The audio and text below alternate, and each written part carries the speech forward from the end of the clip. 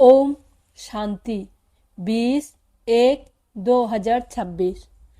बाबा आज कह रहे हैं, मीठे बच्चे, बेहद के बाप को याद करना। ये है गुप्त बात। याद से याद मिलती है। जो याद नहीं करते उन्हें बाप भी कैसे याद करे। प्रश्न है, संगम पर तुम बच्चे कौन सी पढ़ाई पढ़ते हो जो सारा कल्प नहीं पढ़ाई जाती। उत्तर है, जीते जी शरीर से न्यारा अर्थात मुर्दा होने की पढ़ाई अभी पढ़ते हो, क्योंकि तुम्हें कर्मातीत बनना है। बाकी जब तक शरीर में है तब तक कर्म तो करना ही है। मन भी अमन तब हो जब शरीर ना हो। इसीलिए मन जीते जगत जीत नहीं, लेकिन माया जीते जगत जीत। ओम शांति। बाप बैठ बच्चों को समझाते हैं, क्योंकि ये तो बच्चे समझते हैं, बेसमझ को ही पढ़ाया जाता है। अब बेहद का बाप ऊंचे ते ऊंच भगवान आते हैं तो किसको पढ़ाते होंगे। जरूर जो ऊंचे ते ऊंच बिल्कुल बेसमझ होंगे। इसीलिए कहा ही जाता है, विनाश काले विपरीत बुद्धि। विपरीत बुद्धि कैसे हो गए हैं? 84 लाख जोनियां लिखा हुआ है ना, तो बाप को भी 84 लाख जन्म में ले आते हैं। कह देते हैं परमात्मा कुत्ते बिल्ली जीव जंतु सब में है। बच्चों को समझाया जाता है।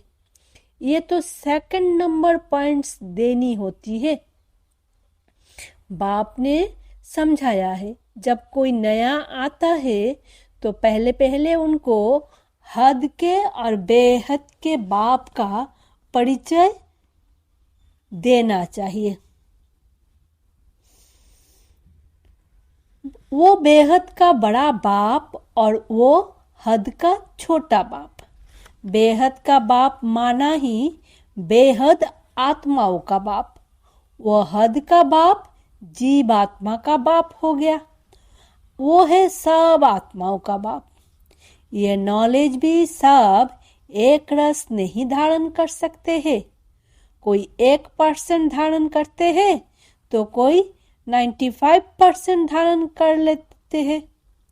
ये तो समझ की बात है। सूर्यवंशी घराना होगा ना, राजा रानी तथा प्रजा। यह बुद्धि में आता है ना। प्रजा में सब प्रकार के मनुष्य होते हैं। प्रजा माना प्रजा।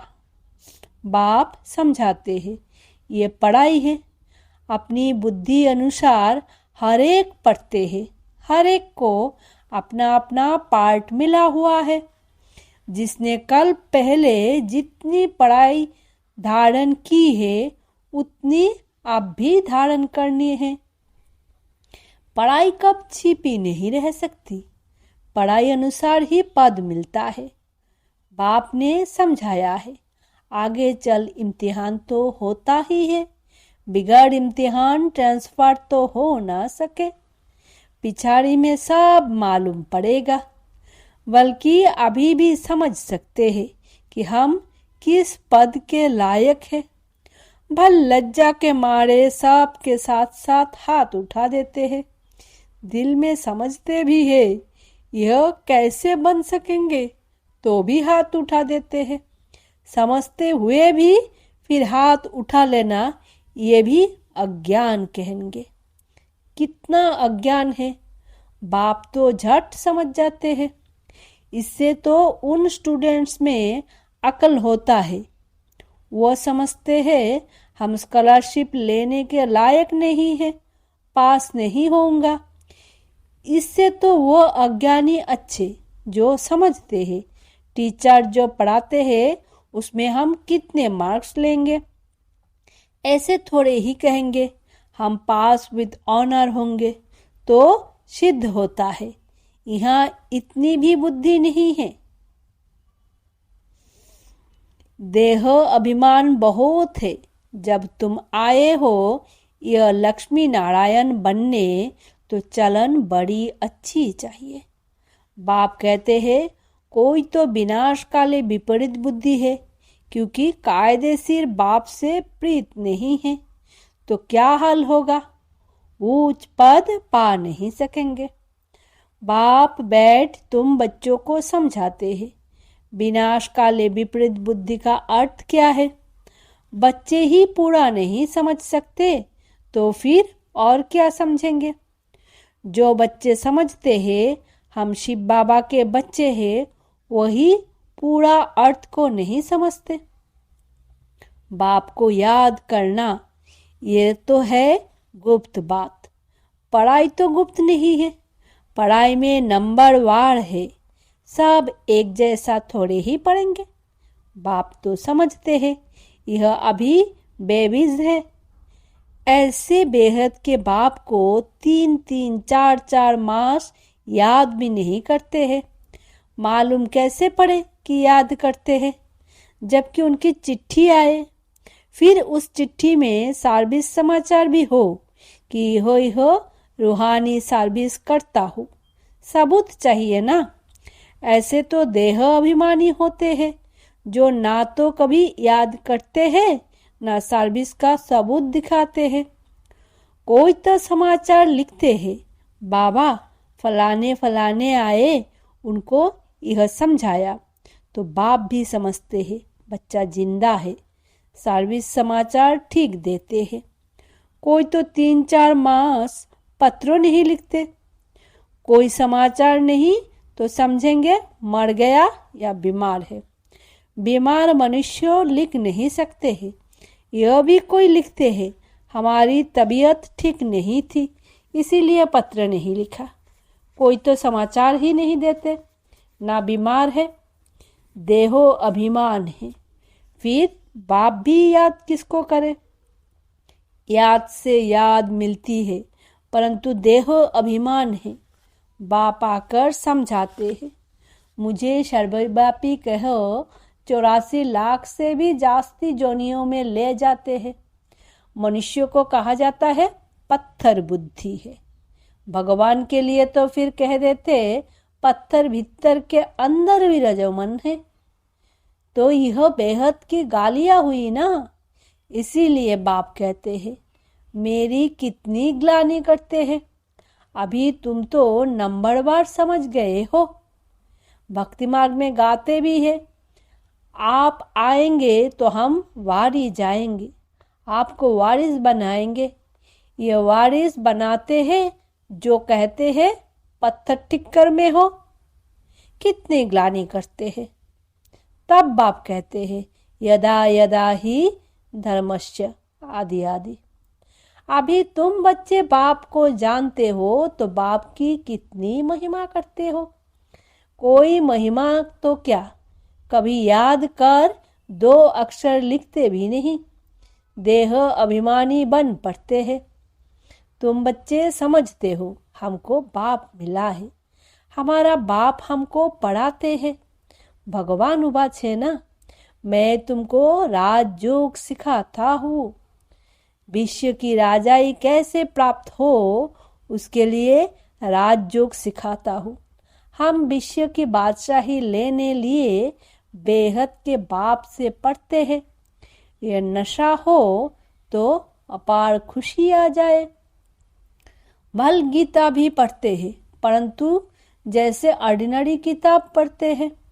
लेकिन गीता पढ़ने व सुनने वालों में इतनी खुशी नहीं रहती। गीता पढ़कर पूरी की और गया धंधे में।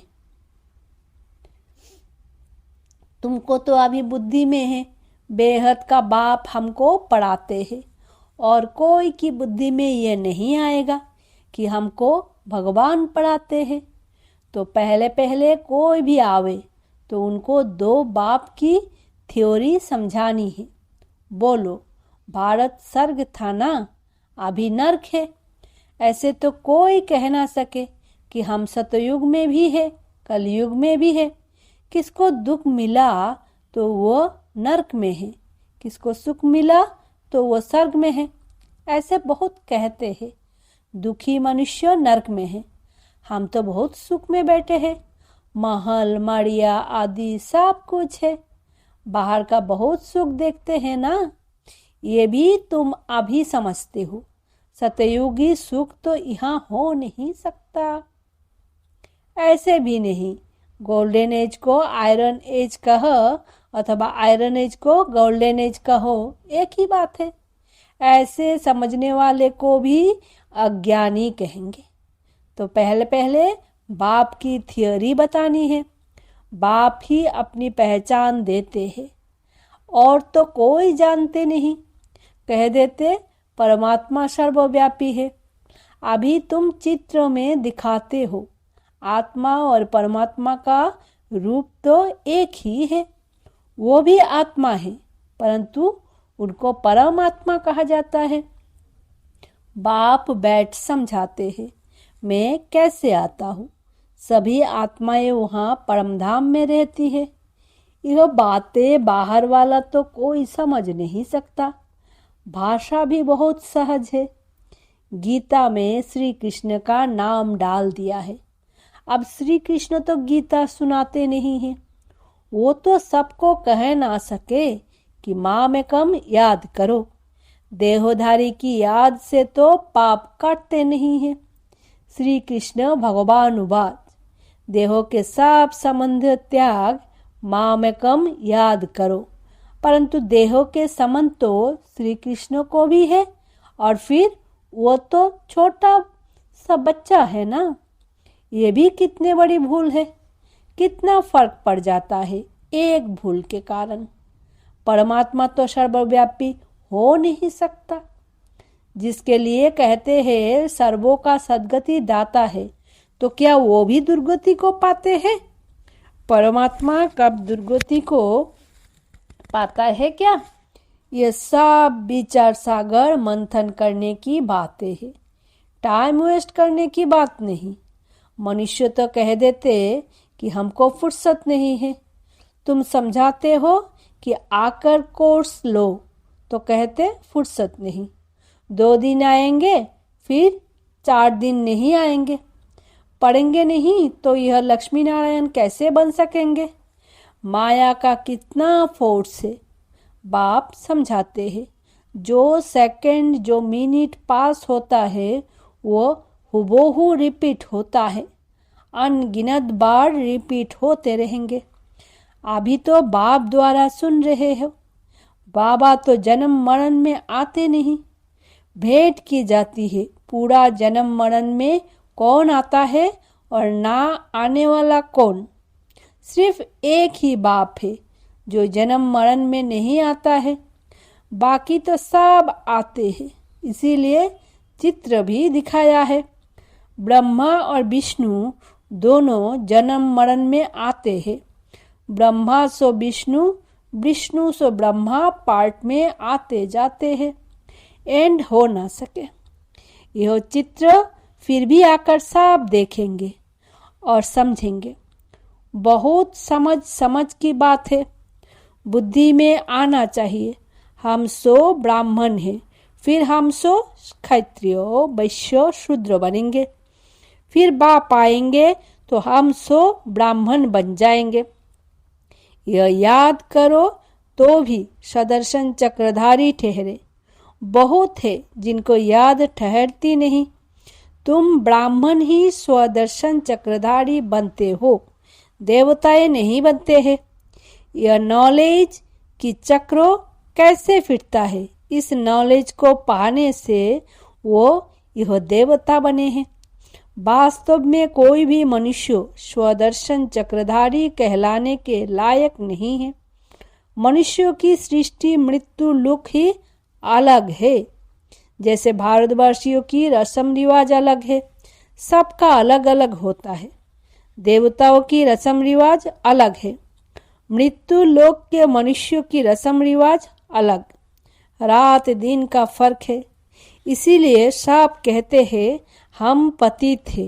हे भगवान, हम सब पतित दुनिया के रहने वालों को पावन बनाओ। तुम्हारी बुद्धि में है पावन दुनिया आज से 5000 वर्ष पहले थी, जिसको सतयुग कहा जाता था। त्रेता को नहीं कहेंगे।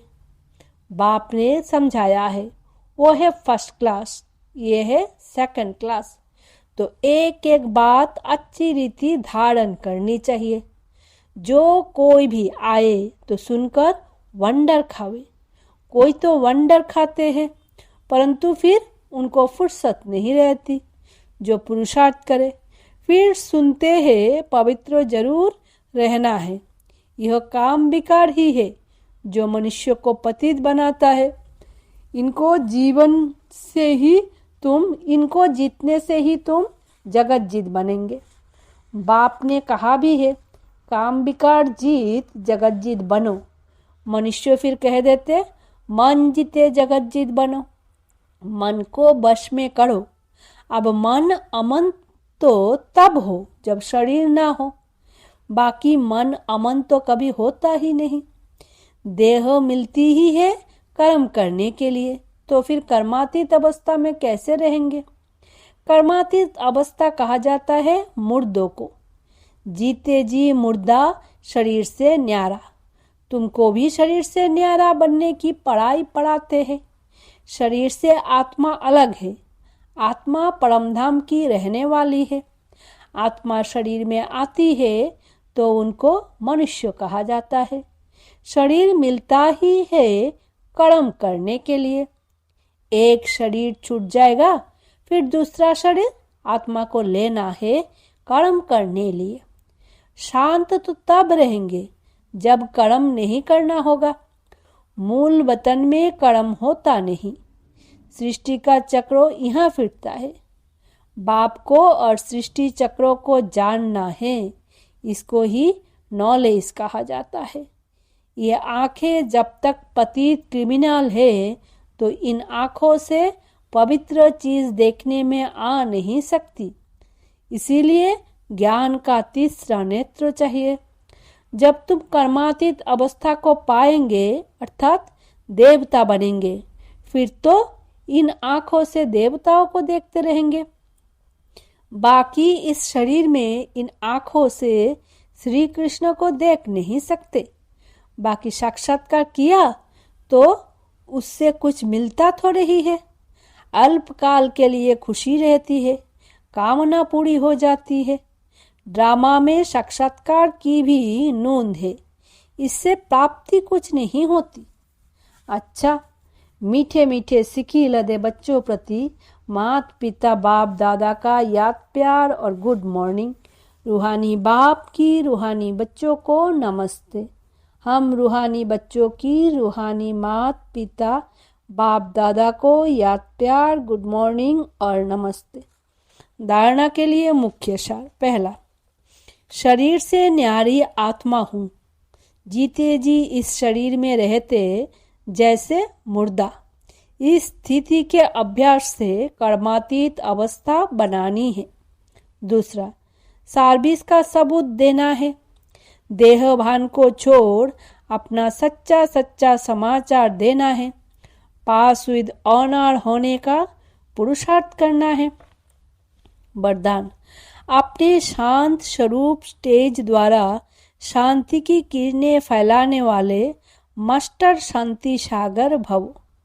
वर्तमान समय विश्व के मेजॉरिटी आत्माओं को सबसे ज्यादा आवश्यकता है सच्चे शांति की। अशांति के अनेक कारण दिन प्रतिदिन बढ़ रहे हैं और बढ़ते जाएंगे। अगर स्वयं अशांत नहीं भी होंगे तो औरों के अशांति का वायुमंडल वातावरण शांत अवस्था में बैठने नहीं देगा। अशांति के तनाव का अनुभव बढ़ेगा। ऐसे समय पर आप मास्टर शांति के सागर के बच्चे अशांति के संकल्प को मार्ज कर विशेष शांति के वाइब्रेशन फैलाओ। स्लोगान है, बाप के सर्वो गुणों का अनुभव करने के लिए सदा ज्ञान सूर्य के सम्मुख रहो। अव्यक्त इशारे। इस अव्यक्त मास में बंधन मुक्त रहो, जीवन मुक्त स्थिति का अनुभव करो। अभी समय की बचत, संकल्प की बचत, शक्ति की बचत की योजना बनाकर बिंदु रूप की स्थिति को बढ़ाओ। जितना बिंदु रूप की स्थिति होगी उतना कोई भी इविल स्पिरिट व इविल संस्कार का फोर्स आप लोगों पर वार नहीं करेगा। आप भी उनसे मुक्त रहेंगे और आपका शक्ति रूप उन्हों को भी मुक्त करेगा। ओम शांति। शुक्रिया बाबा।